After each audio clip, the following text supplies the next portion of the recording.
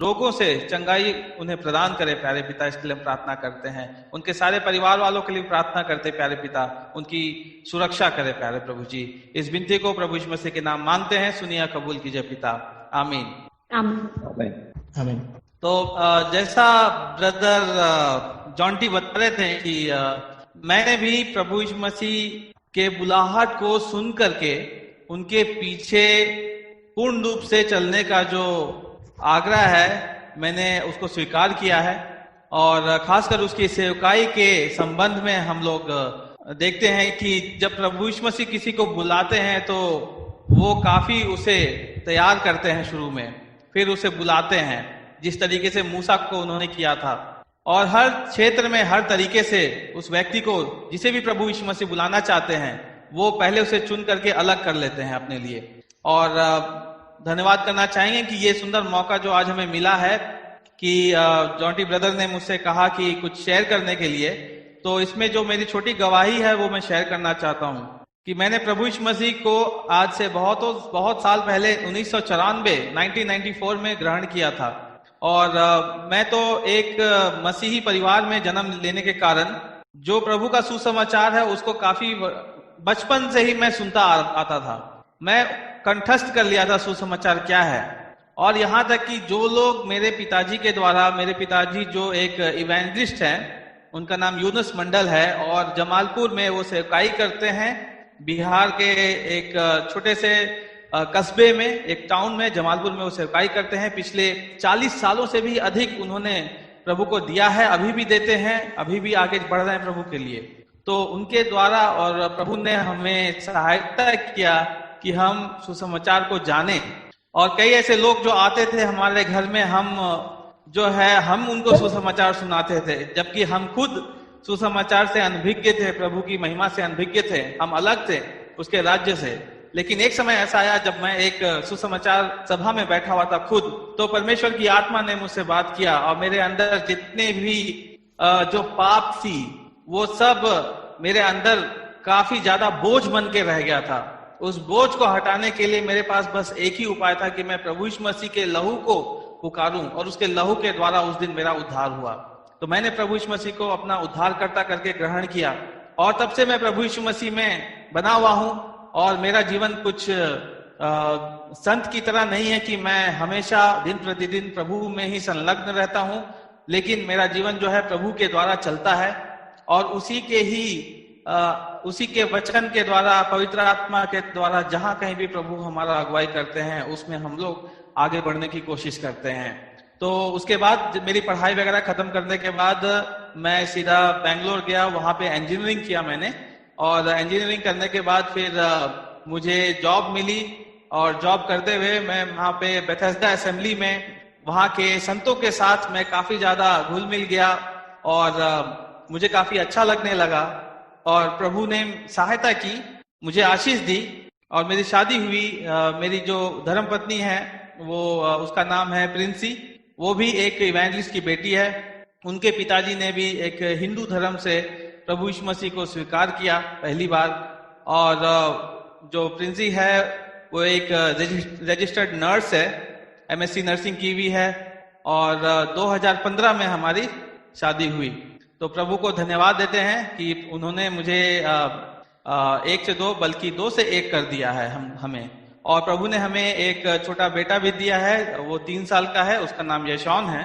तो ये मेरे छोटे से परिवार के लिए प्रार्थना कीजिएगा। मेरे माता पिता जो यहाँ पे ऑलरेडी हैं और मैं यहाँ पे हूँ खासकर जमालपुर में अपने माता पिता के यहाँ, तो उनके लिए भी प्रार्थना कीजिएगा। तो शादी के बाद हम लोग एक ट्रिप के लिए जमालपुर आए थे 2016 में।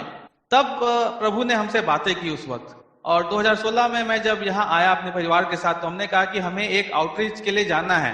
और जनरली मेरे पिताजी वगैरह जाते रहते हैं और आस पड़ोस के विलेजेस में बात करते हैं, उन्हें सिखाते हैं और वहां से लोग आते हैं। लेकिन हम लोग बोले कि हमें एक जाना है जगह में जहाँ पे प्रचार करके हम लोग देखेंगे कि वहाँ के लोग जानते हैं या नहीं जानते हैं। तो उस दिन हम लोग गए और जिस विलेज में गए, गांव में गए, वहां पे जो हमें कुछ विश्वासी मिले जिन्होंने कहा कि आप लोग इतने सालों के बाद आए हैं, हमारा कोई पास्टर नहीं है यहाँ पे। और वो कहने लगे आप ही रुक जाइए, आप यहाँ पे हमारा चर्च आगे बढ़ाइए। तो हमने कहा कि देखिए हम तो बाहर से हैं, लेकिन हम इसके लिए प्रार्थना करेंगे। और बाद में हम लोग यहाँ से चले गए। उधर जाने के बाद फिर एक दो बार और न्यूज आते रहा कि जब भी YMF टीम अलग अलग क्षेत्रों में जाती है, गांव में जाती है, तो वहां पे उनको ऐसे ऐसे विश्वासी लोग मिलते हैं जो कि कहते हैं कि हमारे यहाँ कोई नहीं आता है, कोई चर्च नहीं है यहाँ पे, लेकिन वो विश्वासी हैं, ऐसे विश्वासी जो बिना चर्च के हैं। तो बिहार में स्थिति बहुत ही दयनीय है कि अगर आप यहाँ पे देखें कि अगर खेत पके हुए हैं तो मजदूर बहुत ही थोड़े हैं। तो वही वचन जो है मुझे 2016 में मिला था लूका 10:2 से कि खेत तो पके हुए हैं परंतु मजदूर बहुत कम हैं।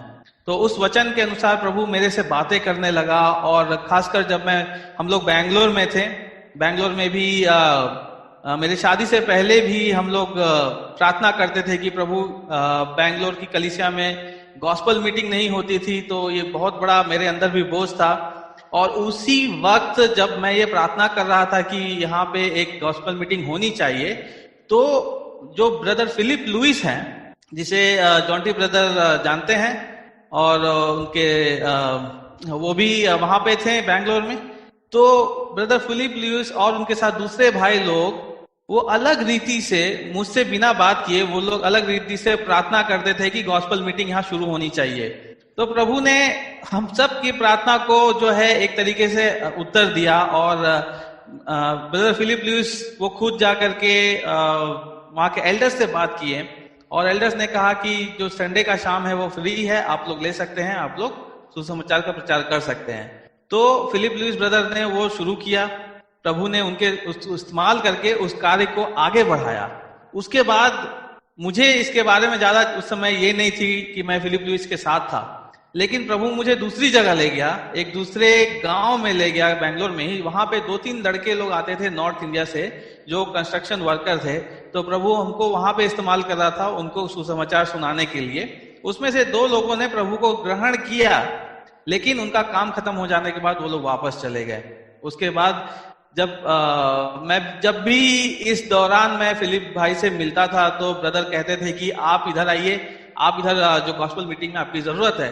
तो मैं उनको कहता था कि मैं तो उधर जा रहा हूँ बाइबल स्टडी के लिए, क्योंकि संडे के शाम में हम लोग उधर जाते थे और गॉस्पल मीटिंग बेथेस्दा में होती थी।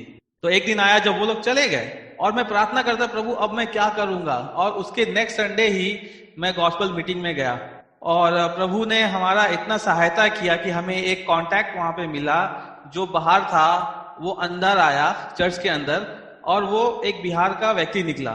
तो हमने उनसे बातें की, ब्रदर फिलिप भी वहां पे थे और भी बहुत सारे भाई लोग थे। और उस बिहारी भाई ने कहा कि आप लोग आ सकते हैं मेरे यहाँ, मैं बगल में ही रहता हूँ। बेथेस्दा से सटी हुई एक बिल्डिंग थी जो अंडर कंस्ट्रक्शन थी, वहां पे कुछ बिल्डिंग बन रही थी।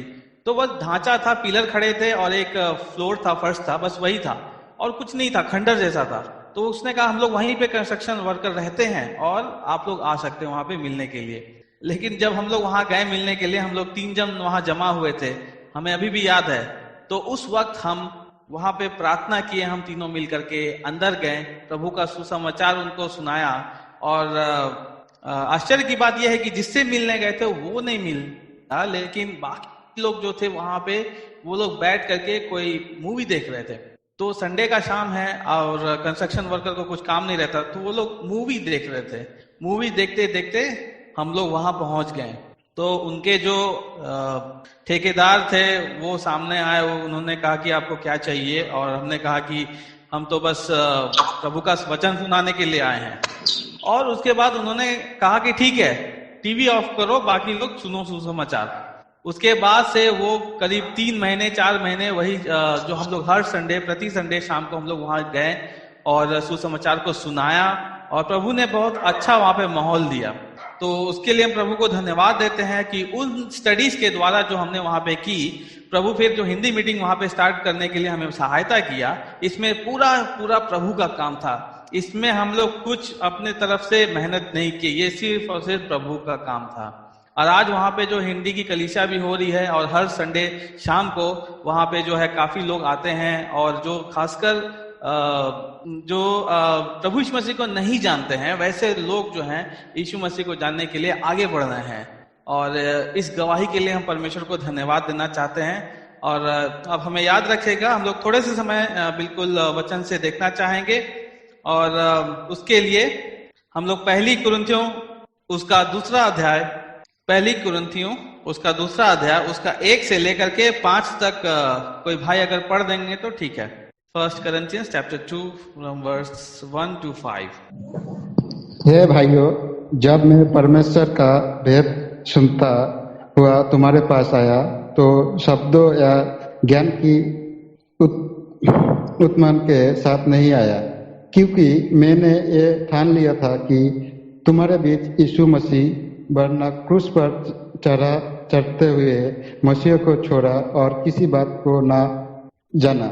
मैं निर्बलता और भय के साथ और बहुत थरथराता हुआ तुम्हारे साथ रहा, और मेरे वचन और मेरे प्रचार में ज्ञान की लुभाने वाली बातें नहीं, परंतु आत्मा और सामर्थ्य का प्रमाण था, इसलिए कि तुम्हारा विश्वास मनुष्य के ज्ञान पर नहीं परंतु परमेश्वर की सामर्थ्य पर निर्भर हो। जी धन्यवाद, बहुत बहुत धन्यवाद। तो पौलुस प्रेरित का ये वचन है, परमेश्वर ने पौलुस प्रेरित के द्वारा ये वचन हमें दिया है। और इसमें पहले जब हम देखते हैं पिछले अध्याय में जब पौलुस बात कर रहा है तो वो कलीसिया के अंदर जो टूटापन है उसके लिए वो बात करता है कि कैसे कलीसिया में टूटापन क्यों हुआ, क्यों लोग एक दूसरे के विरोध में चले गए।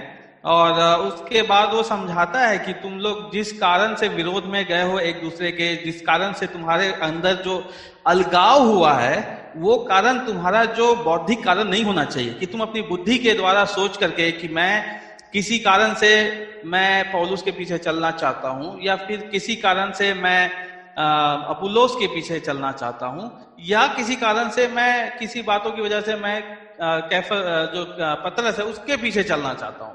तो ये सब जो है वहां पे जो अलगाववादी लोग काफी वहां पे आ गए थे, और वो लोग अपनी अपनी पंथ, अपनी अपनी धारा वो लोग वहां पे चला रहे थे। लेकिन जब पौलुस उनसे बातें करता है, वो कहता है, पिछले वाले में देखते हैं कि 1:25 में ऐसा लिखा है कि क्योंकि परमेश्वर की मूर्खता मन के ज्ञान से ज्ञानवान है। यहाँ पे लिखता है साफ साफ कि क्योंकि परमेश्वर की मूर्खता मनुष्यों के ज्ञान से ज्ञानवान है, और परमेश्वर की निर्बलता मनुष्यों के बल से बहुत ही बलवान है। तो इन बातों को बहुत ही बार पौलुस प्रेरित ने रिपीट किया है कि जो ज्ञान है और जो निर्बलता है और मूर्खता है, ये सब बातों को पौलुस प्रेरित काफी बोलता है कि ये सब बातें में तुम क्यों समय अपना वेस्ट कर रहे हो, क्यों तुम इसके पीछे उसके पीछे भाग रहे हो। तुम प्रभु यीशु मसीह का सुसमाचार सुने हो, तुम्हें पता भी है कि वो सुसमाचार क्या था। तो यहाँ पे वही बात को वो दोहराता है। और दूसरा अध्याय का पहला पद में कहता है कि मैं परमेश्वर का भेद सुनाता हुआ तुम्हारे पास आया, जो वचन या ज्ञान की उत्तमता के साथ नहीं आया। तो वचन या ज्ञान की उत्तमता के साथ नहीं आया। तो साफ साफ यहाँ पे पौलुस प्रेरित कह रहा है कि जब मैं प्रभु यीशु मसीह का सुसमाचार सुनाने तुम्हें आया था, तो मैं तुम्हें सिर्फ प्रभु यीशु मसीह के बारे में बताने आया था। दूसरे पद में वो वही कह रहा है कि जो सुसमाचार है, जो वचन है, वो सिर्फ और सिर्फ परमेश्वर का वचन है। उसमें ये किसी मनुष्य का वचन नहीं है कि आज आप कहेंगे कि ये भाई जो बता रहे हैं ये तो अपने मन से बता रहे हैं, ऐसा नहीं है। ये जो परमेश्वर के वचन में ऐसा लिखा है इसीलिए, और इसी वचन के द्वारा हम सभी ने उद्धार को पाया है। और यही वचन है जिसके कारण हम सब विश्वास करके आगे बढ़ते हैं और लोगों को सुसमाचार सुनाते हैं। तो यहाँ पे लिखता है कि मैं परमेश्वर का भेद सुनाता हुआ तुम्हारे पास आया, तो वचन या ज्ञान की उत्तमता से नहीं आया। ये उत्तमता शब्द बाइबल में सिर्फ यहाँ पे हिंदी बाइबल में 2 ही बार आया है। पहली बार यहाँ पे आया है, और दूसरी बार जो है हम लोग इसे फिलिपियों 3:8 में देखते हैं। फिलिपियों उसका 3:8 में देखते हैं। यहाँ पे मैं पढ़ देता हूं इसको, फिलिपियों 3:8। वरन मैं अपने प्रभु मसीह यीशु की पहचान की उत्तमता के कारण सब बातों को हानि समझता हूं, जिसके कारण मैंने सब वस्तुओं की हानि उठाई और उन्हें कूड़ा समझता हूं, जिससे मैं मसीह को प्राप्त करूं। तो यहाँ पे 2 बार उत्तमता को यूज किया गया। पहली बार जो उत्तमता है, जो ज्ञान की उत्तमता है, जो वचन की ये वचन यानी कि जो बोलने की सामर्थ्य है। कोई व्यक्ति आपके सामने आता है और वो बहुत ही अच्छे तरीके से लुभावनी वाली बातें बोलता है, अलग अलग बोली में, अलग अलग तरीके से, कविताओं के प्रकार से वो आपसे बातें कर करके बोलता है, लेकिन वो ज्ञान और वो उत्तमता के साथ सुसमाचार को सुनाया नहीं जा सकता है। सुसमाचार बहुत सिंपल है और इसीलिए वो कुरिन्थियों से बातें कर रहा है, क्योंकि कुरिन्थियों की कलीसिया में बहुत सारे विद्वान लोग थे और बहुत सारे एक तरीके से देखा जाए तो उस समय के पीएचडी और उस समय के बड़े बड़े लोग जो थे, वैज्ञानिक लोग, कुरिन्थियों में वहां पे थे। तो एक एग्जाम्पल किसी ने दिया है कि एक लड़का था किसी यूनिवर्सिटी में और उसे किसी ने चैलेंज किया कि आपको जो है जितने भी लेक्चरर्स हैं, जितने भी फैकल्टी मेंबर्स हैं, उनके सामने तुम्हें बोलना है, तुम्हें जो मन में आए उसके बारे में बात करो, देखते हैं कि कोई इंप्रेस होता है कि नहीं होता है। तो वो लड़का बहुत ही डर गया, वो तो स्टूडेंट था वहां का। वो अपने पिताजी के पास गया, उसके पिताजी भी एक सेवक थे, मसीह के प्रचारक थे। तो उसने पिताजी से कहा कि मैं पिताजी इनको क्या समझाऊं, ये तो मेरे गुरु लोग हैं, ये तो साइंस में पीएचडी किए हुए लोग हैं, मैं इनके साइंस के बारे में इनसे क्या बातें करूं, और ये तो हिस्ट्री में ये लोग महारत हासिल करके बैठे हैं, मैं इनके इतिहास के बारे में मैं इनके क्या बात करूं। और फिर बोलता है कि दूसरे लोग जो बायोलॉजी हैं, डॉक्टर्स हैं, बाकी लोग हैं, दर्शन शास्त्री हैं, ऐसे ऐसे लोग वहां पे पूरे भरे हुए थे। तो वो कहता कि मैं क्या बात करूं, मुझे तो समझ में नहीं आ रहा कि मेरे बोल उनको समझ में आएंगे कि नहीं आएंगे। तो उसके पिताजी ने कहा कि तुम मसीह के सुसमाचार के बारे में बात करो, क्योंकि वही सबसे ऐसी चीज है जो उनमें से शायद किसी को पता नहीं होगी और इससे तुम्हारी गवाही भी बनेगी। तो ज्ञान की उत्तमता से नहीं, जब भी मसीह का प्रचार किया जाता है, जब भी यीशु मसीह के प्रेम के बारे में बताया जाता है, तो हम उस ज्ञान से नहीं बताते हैं, उस बड़े बोल और शब्द से नहीं बताते हैं, बल्कि बिल्कुल बिल्कुल धीमे होकर के अपने मन से, अपने हृदय से जो बातें निकलती है उसके द्वारा ही हम उसको बताते हैं। और इसमें देखते हैं कि समर्पण है, एक समर्पण की भावना है कि हम इसमें किसके लिए हम लोग समर्पित हो रहे हैं, इसमें हम प्रभु यीशु मसीह के लिए समर्पित हो रहे हैं। दूसरे पद में लिखा है, क्योंकि मैंने यह ठान लिया था कि तुम्हारे बीच यीशु मसीह वरन क्रूस पर चढ़ाए हुए मसीह को छोड़ और किसी बात को ना जानूं। तो यहाँ पे हम लोग साफ साफ देख रहे हैं कि एक समर्पण की भावना है कि मेरा समर्पण सुसमाचार के प्रति ऐसा है कि मैं सिर्फ यीशु मसीह का ही प्रचार करूंगा। मेरा समर्पण जो है ऐसा है कि मैं सिर्फ यीशु मसीह के ही अपने आप को समर्पित करूंगा और मैं किसी के लिए समर्पण नहीं होऊंगा। तो एक समर्पण की भावना रहती है। जब हम यीशु मसीह के बारे में ज्यादा बात करते हैं तो लोग सोचते हैं कि ये मूर्ख है। एक ऐसा हमारे ही एक असेंबली में एक भाई है, जमालपुर असेंबली से ही बिहार में एक भाई हैं और वो अभी यहाँ पे नहीं है, बाहर चले गए हैं। तो उनकी एक छोटी सी गवाही मैं आपको बताना चाहता हूँ कि जब शुरू में वो आए थे हमारे असेंबली में, तो उनको लोग कहते थे कि अरे ये तो पागल है, और उनकी बोलने की जो क्षमता है वैसी नहीं थी जैसी हमारी, चाहे हमसे बहुत ही बिल्कुल गए गुजरे टाइप के थे वो। और लोग उनको कहते थे कि ये तो पागल है, ये क्या बोलेगा, ये क्या यीशु मसीह का प्रचार कर रहा है, और उसके बारे में तरह तरह की जो है उसका निरादर करते थे अलग अलग तरीके से। तो परमेश्वर उनको बढ़ाया आगे, उनको ऐसा बढ़ाया कि वो सिर्फ यीशु मसीह के बारे में ही बात करना शुरू कर दिए। और ये बात हमको पता नहीं थी। वो जहां भी जाते थे यीशु मसीह के बारे में बात करते थे, और खासकर जब हम लोग से मिलते थे तो वो यीशु मसीह के बारे में बात करते थे। और एक दूसरे जो मतलब कि जब वो यीशु मसीह अनबिलीवर, जो गैर मसीही समाज से आने वाला व्यक्ति, वो जब भी हमसे मिलता वो बातें करता तो यीशु मसीह के बारे में बात करता। तो हमें तो लगा, शुरू में मुझे भी लगता था कि ये शायद हमें इंप्रेस करने के लिए ऐसा बातें कर रहा है, हमें बताने दिखाने के लिए कि मुझे यीशु मसीह के बारे में इतना कुछ आता है, मैं जान रहा हूँ। और ऐसा नहीं कि वो बहुत बड़े विद्वान या ज्ञानी बन गया, पर जब भी मिले यीशु मसीह के बारे में छोटी छोटी अच्छी अच्छी बातें वो करता था, कविताएं लिखता था, गाना गाता था। तो वो बिल्कुल पढ़ा लिखा नहीं था, कुछ नहीं। एक दिन पता चला कि उसका कहीं जॉब, उसको नौकरी मिल गई, उसको टीचर की नौकरी मिल गई और वो दूसरे जगह ट्रांसफर हो गया। और ये प्रभु का बहुत ही बड़ा उसके ऊपर आशीष हुआ। ऐसा व्यक्ति जो कि बिल्कुल पढ़ा लिखा नहीं था, लेकिन किसी तरीके से वो आगे बढ़ा, 10th पास किया, और उसी वक्त बिहार के गवर्नमेंट ने वो निकाली बात की जो 10th पास है वो फॉर्म भरेंगे तो शायद वो टीचर बन जाएंगे, और वो हो चुका वहां पे। तो वो चला गया। बाद में क्या होता है, बाद में बहुत सालों बाद, अभी कुछ हफ्तों पहले की बात, महीनों पहले की बात है कि हम लोग एक कार बुक करके दूसरे जगह हम लोग मिनिस्ट्री के लिए जा रहे थे। तो वो ड्राइवर जो था, यहीं का लोकल ड्राइवर था, वो हमें साहिबगंज जो है उस जमालपुर से साहिबगंज जाना और आना था। वो हमसे बातें कर रहा था, तो हमने उसको सुसमाचार सुनाने की कोशिश की, तो वो तुरंत वो बातें करने लगा, बोलता अरे यीशु के बारे में तो हम बहुत सुने हैं। तो हम बोला अरे भैया कैसे सुने हैं आप यीशु के बारे में, आप कहीं चर्च जाते थे क्या? बोला नहीं, वो जो है हमारा एक दोस्त था, वो पागल जैसा था, वो केवल यीशु मसीह के बारे में बात करता था। तो हम बोले कौन दोस्त था? तो उसने वो नाम का उसका लास्ट नेम बताया, तो हमें लगा, हम समझ गए कि वही एक लड़का है जो ऐसा कर सकता था। तो उसकी गवाही, और वो कह रहा था कि जब भी हम लोग जहां भी जमा होते थे तो वो सिर्फ और सिर्फ यीशु मसीह के बारे में बोलता था। हमें लगता था कि ये पागल हो गया है, लेकिन बाद में पता चला कि वो तो टीचर बनके कहीं दूसरी जगह चला गया, हम यहाँ गाड़ी चला रहे हैं। तो जब प्रभु यीशु मसीह का जो भेद, परमेश्वर का भेद जब हमारे पास आता है, चाहे हम किसी के पास उसको लेके जाते हैं, तो ज्ञान की उत्तमता के साथ यहाँ पे पौलुस कहता है कि हम नहीं जा सकते हैं, क्योंकि ज्ञान की उत्तमता जो इस पूरे संसार के लिए है वो अज्ञानी लोग हैं, मूर्ख लोग हैं परमेश्वर के नजर में। क्योंकि यहाँ लिखा है, क्योंकि परमेश्वर की मूर्खता मनुष्यों के ज्ञान से ज्ञानवान है। इस ज्ञान का हमें जरूरत नहीं है, इस दुनिया के ज्ञान का जरूरत नहीं है, जो परमेश्वर के ज्ञान को नहीं समझ सकती है। तो उसके बारे में हम लोग फिर नेक्स्ट देखते हैं। दूसरी बात, हाँ, तो दूसरे पद में हम लोग आते हैं। क्योंकि मैंने ठान लिया था कि तुम्हारे बीच सिर्फ यीशु मसीह वरन क्रूस पर चढ़ाए हुए यीशु मसीह को छोड़ और किसी बात को ना जानूं।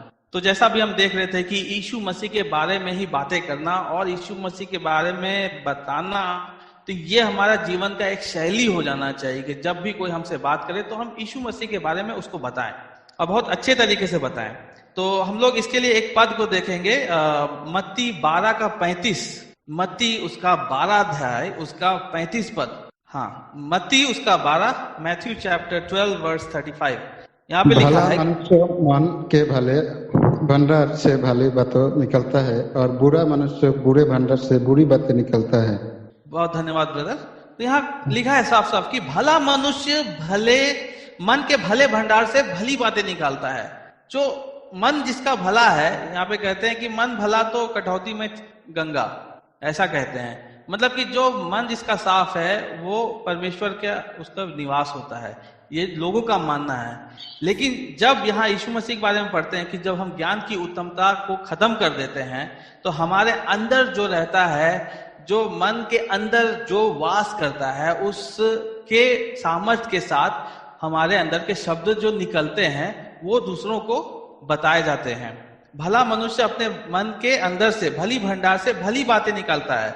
और 34 में लिखा है कि क्योंकि जो मन में भरा है वही मुंह में आता है। जो हमारे मन में भरा रहेगा वही हमारे मुंह में आएगा। जैसे वो हमारा जो था बिलीवर, उसके मन में क्या भरा हुआ था? यीशु मसीह, सिर्फ यीशु मसीह। आज भी उससे बात करते तो वो वही बात करता है। तो ऐसा बिलीवर हमने अभी आज तक शायद नहीं देखा है, लेकिन हम धन्यवाद करते हैं कि परमेश्वर ने ऐसे लोगों को चुना है जिसे लोग जो है मूर्ख समझते हैं, लेकिन वो परमेश्वर के क्षेत्र में, परमेश्वर के नजरों में वो एक ज्ञानी मनुष्य। तो जो मन में भरा है वही आता है। एक उदाहरण देना चाहेंगे कि एक आदमी था, वो बार बार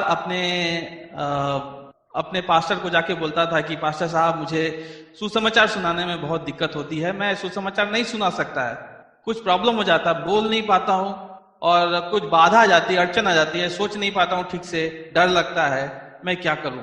बार बार वो जाके यही बोलता था अपने पास्टर को। तो एक दिन उसके पास्टर ने बोला कि अच्छा, तुम्हारी जो है सबसे अच्छी हॉबी क्या है? तुम किसके बारे में ज्यादा सोचते हो? क्या है तुम्हारा सबसे अच्छा हॉबी?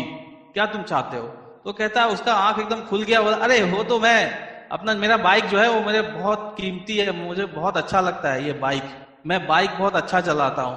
और वो बोल रहा है बाइक के बारे में कि बाइक में ऐसा है वैसा है, और उसको मैं इस तरीके से चलाता हूँ, मैं ऐसे ऐसे जगह में चला गया उसके साथ, ये बहुत अच्छा, उसे मैं इस तरीके से मेंटेन करता हूँ, उसके अंदर ऐसा इंजन है और इतना पावर है, ये ब्रेक है वो ब्रेक है, ऐसे सीट है, इसमें ये तेल है और हेडलाइट है, और तरह तरीके से वो बताने लगा अपने बाइक के बारे में। 20 मिनट तक वो बोलता रहा और वो बेचारा जो प्रभु का दास सेवक है वो सुन रहा था शांति से, उसने उसको रोका नहीं। बाद में जब वो खत्म किया बोला कि हाँ ये मैं बाइक के बारे में बस मैं तो इतना, और मैं बोलता रह जा सकता हूँ। 20 मिनट बोलने के बाद जब वो समाप्त किया तो उसके पास्टर ने बोला कि तुम बाइक को इतना प्रेम करते हो कि उसके बारे में सब कुछ जान लियो।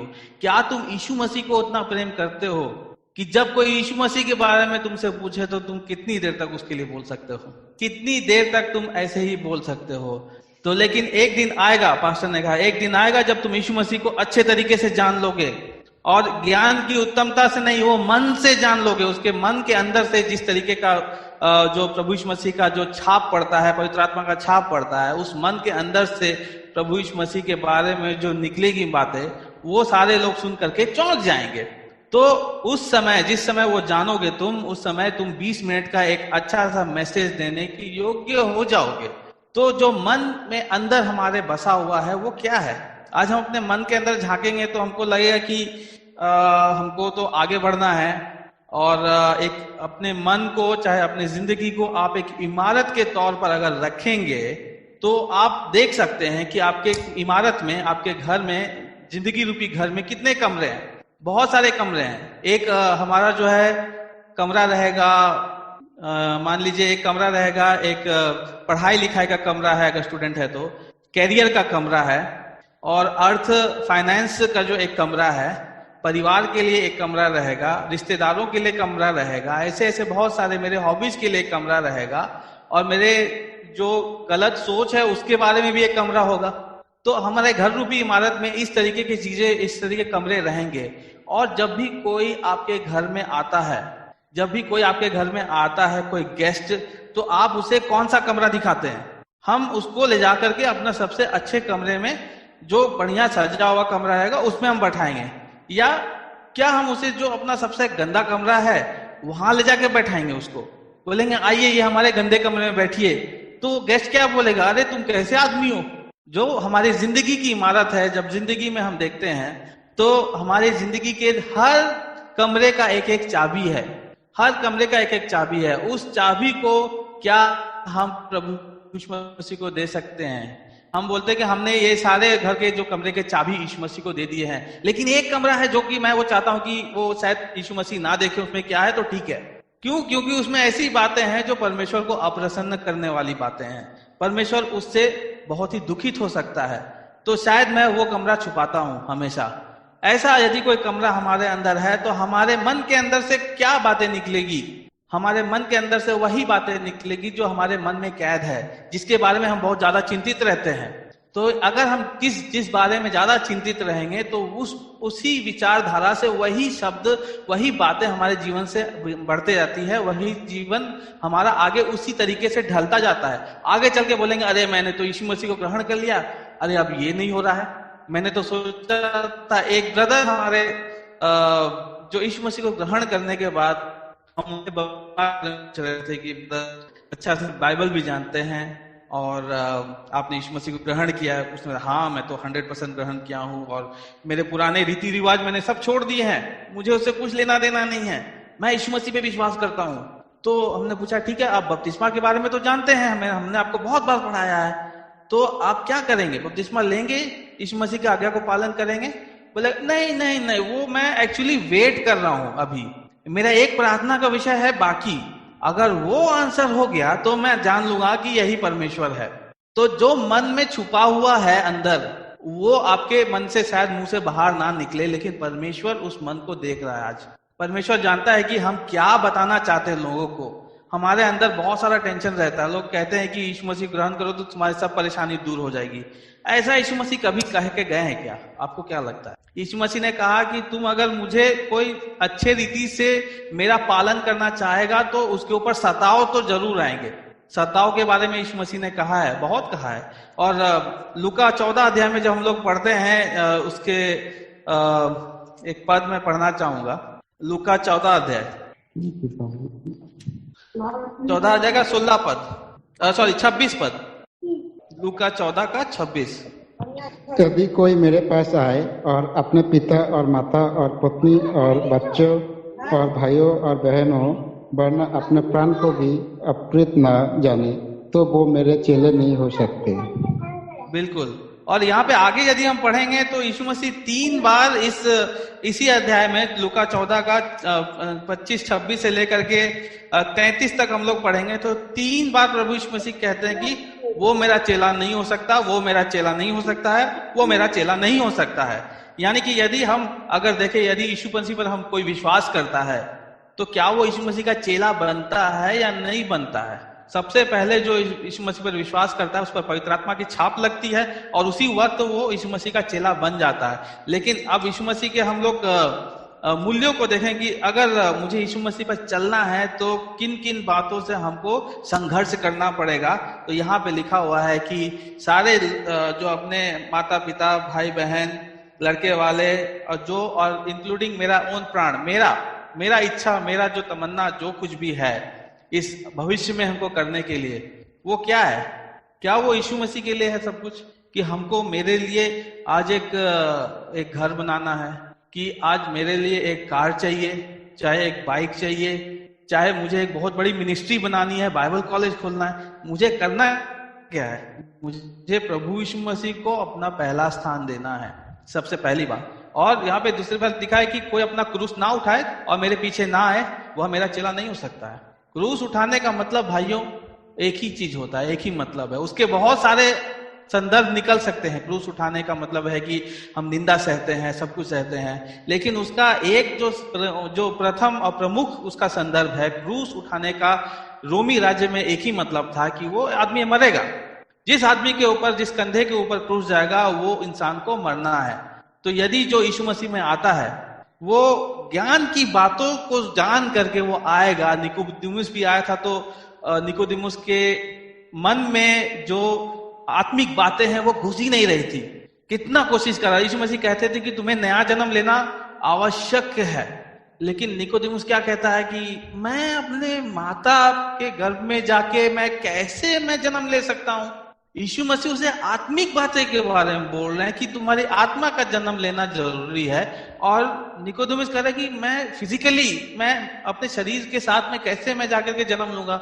जो बहुत बार ऐसा हुआ जहाँ की चेले भी इस बात को नहीं समझ पाए, बहुत सारी बातों को। जब यीशु मसीह आत्मिक बातों के बारे में बातें करते थे तो चेले समझते थे कि फिजिकल, वो कहते थे कि मैं आपके दाहिने या बाएं बैठने के लिए कोई चाहिए कि नहीं चाहिए, किसको बैठाएंगे, आपके राज्य में कौन बड़ा होगा। तो प्रभु यीशु मसीह जब आत्मिक बातों के बारे में बोलते हैं तो वो उनको आत्मिक रूप से देखना चाहिए। अगर हम उसको सांसारिक रूप से देखेंगे तो फिर हमारा ही नुकसान होगा। और हमारा नुकसान मतलब हमारा जीवन जो है वो है क्या? एक भाप है, एक घास है। हमारा जीवन कुछ नहीं है। जब आप चाय का जब बर्तन आप उबालते हैं हम लोग घर में अपने, तो उबालने के बाद, सब कुछ डालने के बाद जब वो चाय उबलती है तो क्या निकलता है? उसमें से भाप निकलता है। वो भाप जब निकलता है तो भाप कितनी देर तक रहता है? मनुष्य का जीवन क्या है? कितनी देर तक वो भाप रहेगा?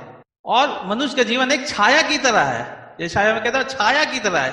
छाया, शैडो कब तक रहेगा? जब धूप है और धूप एक एंगल से निकल रहा तभी वो शैडो रहेगा। बादल आ गया तो मनुष्य का जीवन क्या है? हम किस बातों के लिए अपना प्राथमिकता दे रहे हैं? हमारे मन के अंदर क्या छुपा है जो आप प्रभु यीशु मसीह को हम लोग देना चाहते हैं?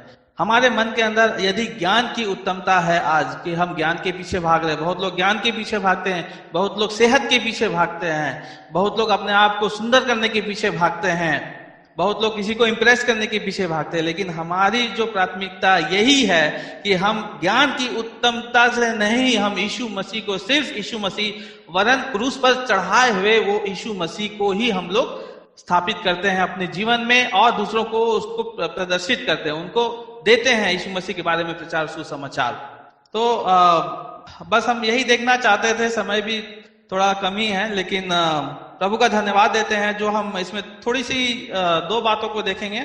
3, 4 और 5 में हम लोग देखते हैं कि पौलुस प्रेरित फिर वही बात को कहता है कि मैं निर्बलता और भय के साथ और बहुत थरथराता हुआ तुम्हारे पास आया। ये बहुत ही जेन्युइन बात है, जो यहाँ पे जितने भी हमको लगता है कि ब्रदर्स एंड सिस्टर्स जो भी हैं, जो प्रभु में 100% बिना ज्ञान के इस पृथ्वी के ज्ञान को छोड़ करके जो पूरी रीति से प्रभु यीशु मसीह में जो बैठे हुए हैं, जो प्रभु यीशु मसीह के लिए हैं आत्मा में, वो इस बात को कह सकते हैं कि मैं निर्बलता भय के साथ थरथराता हुआ तुम्हारे पास जाता हूं। अंतिम, आपको याद है कब आप थरथराते हुए किसी के सुसमाचार सुनाने गए थे? मुझे याद है, मैं बेंगलोर में मैं सुना रहा था। इवन यहाँ पे एक घर में हमको बुलाया गया था और वो मुंबई से आए थे।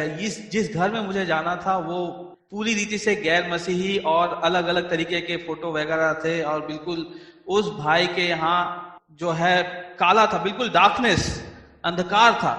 तो अपने पिताजी के साथ वहां जाने का मौका मिला था और कुछ 2 शब्द हमने बोले, प्रार्थना किए। बिल्कुल हम लोग थरथरा गए थे, हम लोग डर गए थे। इस बात से नहीं डरे थे कि वो हमें कुछ कर देंगे, हम इस बात से डरे थे कि इतना अंधकार है इस घर में और वो अंधकार से इनका क्या होने वाला है। पौलुस प्रेरित कहता है कि थरथराते हुए, लेकिन इस थरथराने के पीछे जो धाड़स है, जो हमारे अंदर जो शक्ति है, वो है पवित्र आत्मा की शक्ति, जिसके कारण हम एटलीस्ट थरथराते हुए जा तो सकते हैं। लोग थरथराते हुए भाग जाते हैं, लेकिन हमें थरथराते हुए उनके पास जाकर उनको सुसमाचार सुनाना है। तो हम प्रभु यीशु मसीह को धन्यवाद देना चाहेंगे।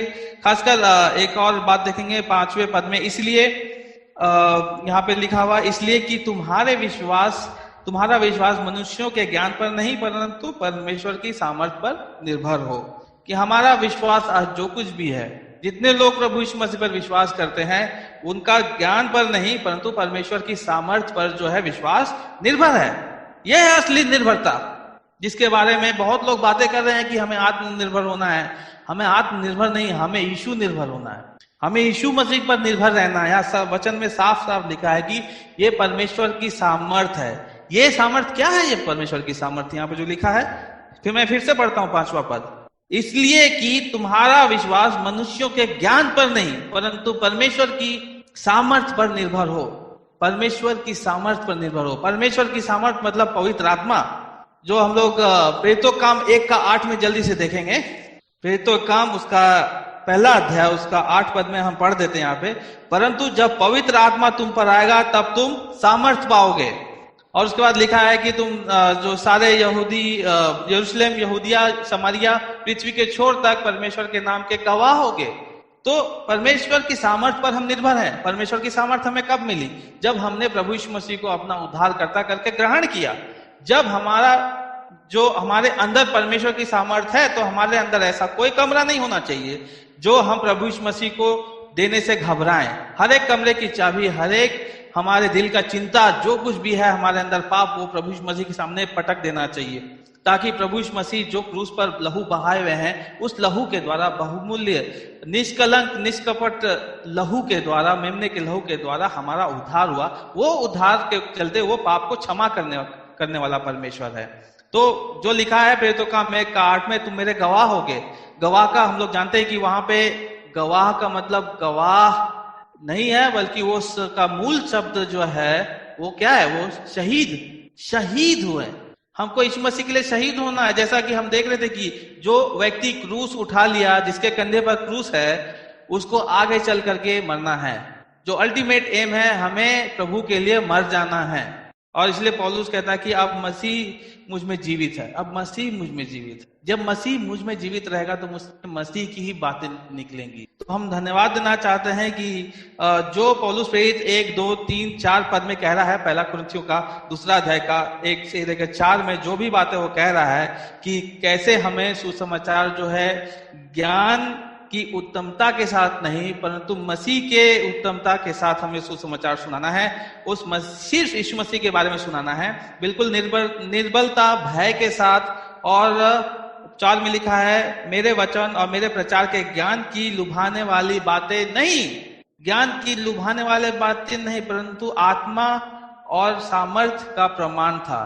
तो उस आत्मा और सामर्थ्य के प्रमाण के साथ हमको जो सुसमाचार मिलता है तो हमें क्या करना है, इसलिए उसका जो एप्लीकेशन है, उसका जो प्रेरणा है, वो हमें क्या करना है, तुम्हारा विश्वास मनुष्य के ज्ञान पर नहीं सामर्थ्य पर निर्भर हो, परमेश्वर की सामर्थ्य पर। आज पवित्र आत्मा के सामर्थ्य पर यदि हम आगे जाते हैं तो स्तिफनुस की तरह जब हमें स्तिफनुस को चुना गया था, उसके चुनने का एक ही उसमें 7 सुनाम पुरुषों को चुना गया था, वो पवित्र आत्मा से परिपूर्ण होने थे। और वो स्तिफनुस कोई बहुत बड़ा वक्ता नहीं था, वो एक डीकन था, छोटा सा व्यक्ति था। उसने ऐसा मैसेज दिया कि पौलुस जो है, पौलुस प्रेरित, जो शायद वो कलिकिया या कौन सी आराधनालय है वहां पे वो लोग एक साथ जाते थे, तो वहां पे वो लोग बातें करते थे। जब वहां पे लिखा है 4 अध्याय में प्रेरितों के काम में, जब स्तिफनुस वहां जाता था और वो बातें करता था तो लोग उसके ज्ञान से बिल्कुल चौंक जाते थे। ये ज्ञान बिल्कुल अलग ही है, ये मनुष्य का ज्ञान नहीं है जिसके कारण हमें बचाया गया, ये परमेश्वर का ज्ञान है।